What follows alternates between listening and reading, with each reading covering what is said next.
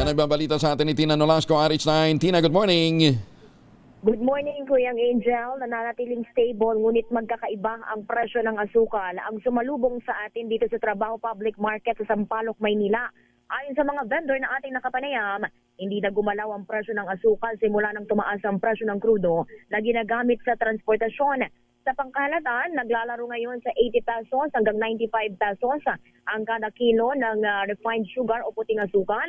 Kung kada 1/4 naman, mabibili sa 20 pesos hanggang 25 pesos. Ang presyo ng brown sugar ay nasa 75 hanggang 85 kada kilo o 18 pesos hanggang 19 pesos ang 1/4. Ang white sugar na nanatili sa 75 pesos ang kada kilo.